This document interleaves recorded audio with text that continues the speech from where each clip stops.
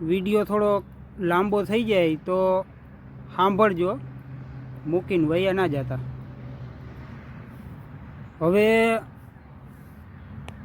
અમે જ્યારે 20 વર્ષ પહેલાં ભણતા ને તો એ સરકારી સ્કૂલોની પરિસ્થિતિ છે ને ઘણી હદ તક સારી હતી. એમ 2005-06 આજુબાજુ સમજો ને. તો એ પ્રાથમિક શાળા, હાઈસ્કૂલું બધું લગભગ ચાલુ હતું. એમ 80% જેવું ગુજરાતની અંદર. હવે એ 5-10 વર્ષનો ગાળો છોડી અને અત્યારે તમે પરિસ્થિતિ જોવો ને તો 50%થી ઉપર લગભગ સરકારી સ્કૂલો બંધ થઈ ગઈ છે.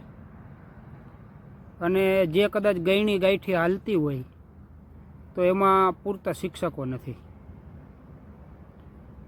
એટલે આ બધી વસ્તુ છે ને પૈસાવાળા લોકોને કે જે કેટેબલ હોય ને એને તો કોઈ ફેર નથી પડતો. એ તો એના છોકરાઓને ગમે એટલા રૂપિયા ભરીને બાયણે હોસ્ટેલમાં અથવા તો બહાર ગમે ત્યાં ભણવા મોકલી દે. પણ આ વાત છે જે ગામડાઓમાં રહે છે ને એના માટે, જેની પરિસ્થિતિ નબળિયું છે, જે પોતાના છોકરાઓને 50,000 લાખ રૂપિયા ફી ભરી નથી શકતા એના માટે.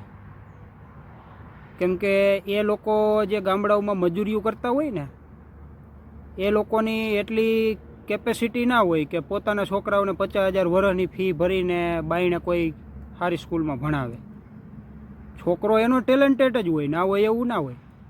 એના છોકરાઓની અંદર આવડતું ઘણી સારી હોય, પણ પરિસ્થિતિ નબળીને કારણે એ છે ને આગળ ભણાવી નથી શકતા. અને અત્યારે ગામડાઓની અંદર સ્કૂલો છે નહીં. હવે પ્રાથમિકમાં 7મું પૂરું કરે ને પછી હાઈસ્કૂલમાં ભણાવવા માટે 2-3 ગામની વચ્ચે એકાદી સ્કૂલ હોય.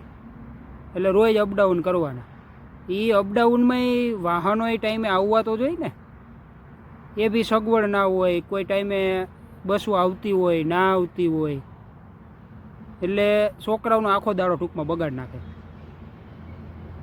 હવે આ બધી વસ્તુ છે ને નાના માણસોને ને એને જ તકલીફ આપે છે.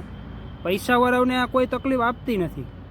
અને એને આ બધું સારું જ લાગે છે કે ના સાહેબ આવ્યા એ પછી ઘણા કામ થયા. સાહેબે કામ કર્યા એમાં કોઈ શંકા નથી, પણ એ 10 વર્ષ જે નવા અમે ભણતા અને મુખ્યમંત્રી બન્યા હતા ને તો એ ભાજપે 10 વર્ષ કામ સારા કર્યા, નથી કર્યું એવું નથી.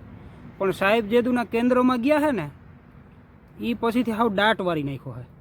અત્યારે તમે સિચ્યુએશન જોવો ને લગભગ નિશાળું ખંડેર હાલતમાં પડી છે. લગભગ તમે જાજો કોક દાડો ગામડાઓમાં આટા મારો ને ત્યારે તમને ખબર પડે. હવે આવા નાના માણસોના છોકરા ક્યાં ભણવા જાય કયો જી? આ અત્યારે જાગતું સત્ય છે, મગજમાં ઉતરે ને તો. અને સારું લાગ્યું હોય તો વિડીયોને શેર કરજો, લોકો સુધી પહોંચાડજો અને કોમેન્ટમાં કંઈક જવાબ દેજો.